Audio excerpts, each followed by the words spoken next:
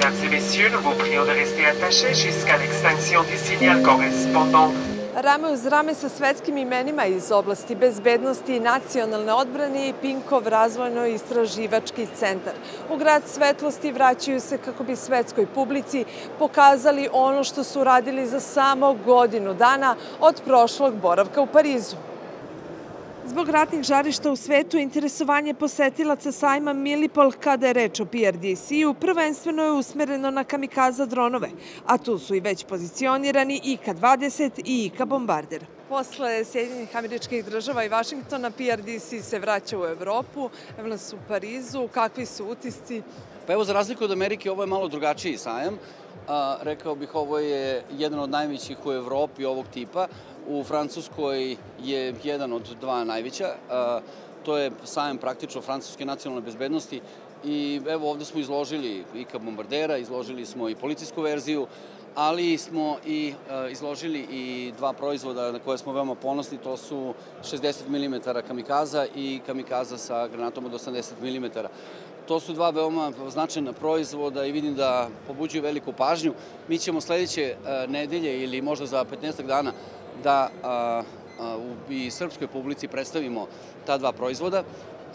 Posebno smo, ajde kažem, zadovoljni sa ovom kamikazom od 80 mm, jer to je jedna hibridna letelica, bespilotna, koja zapravo granatu ili, ajde kažem, dron sa fiksnim krilima diže sa drugim dronom koji je vertikalnog uzgona i onda pušta sa fiksnim krilima da ta, ajde da kažem, leteća granata savlada velike prepreke i ona spada u bespilotnu letelicu srednjeg dometa.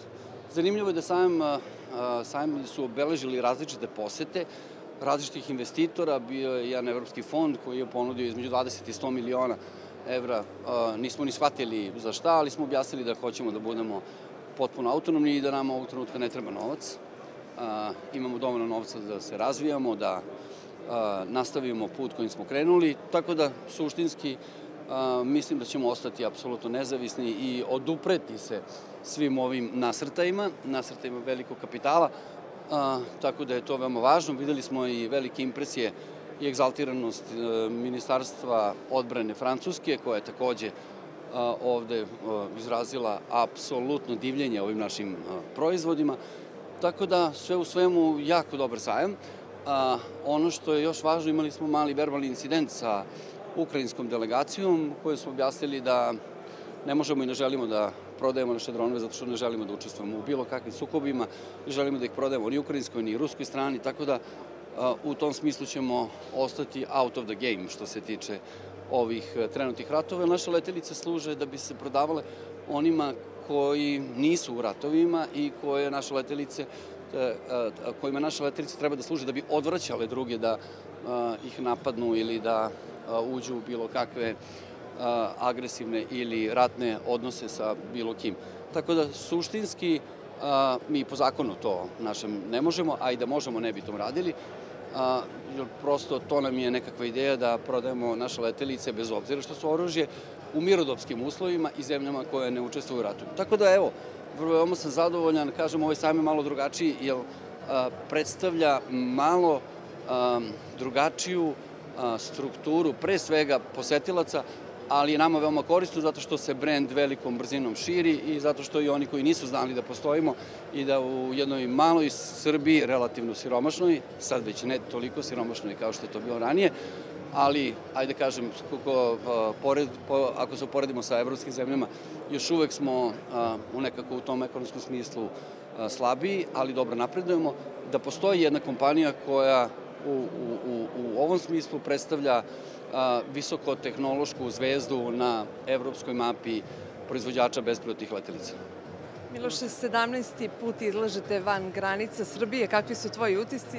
Pa dobro, kao eto, i 17. put smo zaista oduševljeni, pre svega onime što vidimo na klijentima, njihovo zadovoljstvo kada vide ove proizvode, kao što je Željko rekao, Ministarstvo odbrane. Miloš, kad je čuo 20 do 100 miliona eura, ovakve naočare su mu bile male za počik koliko su se otvorile? Ne, naravno. Sve te pare se potroše, naročito kad se bavimo ovako visokotehnološkim stvarima i možda je baš i to i najveći utisak, prosto nevjerojatno kako se poklopilo, eto, posle Sjedinjenih Američkih Država, ovde u Francuskoj i zaista Sjedinjene Američke Države i Evropska unija su naši najveći dobavljači opreme, jer smo mi kao kompanija proizvodimo visoko kvalitetne bespilotne letelice za vojnu upotrebu, tako da ovde nam je pre svega bitno što održavamo te odnose sa našim dobavljačima i mislim da sa svima kojima su razgovarali da su prepoznali šta je to što je proizvedeno u Srbiji, da imamo fenomenalan proizvod što se tiče same strukture od kompozitnih materijala,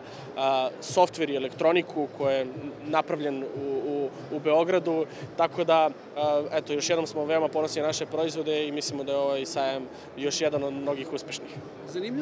Zanimljivo je to da svi ovi koji obleću oko nas, ovi, da kažem, investicioni jastrebovi i investicioni fondovi, svi oni ne mogu da razumeju da nama suštinski profiti nisu, ili bar još nisu, ključna stvar. Nama je ključna ideja tehnološki razvoj i to da pobedimo u nekoj kategoriji, a mogu da kažem da mi se čini, a meni se to nikad ne čini bez veze i ne čini mi se bez razloga, da ćemo vrlo brzo biti možda i number one kompanija u svetu kada je ova kategorija letelica u pitanju.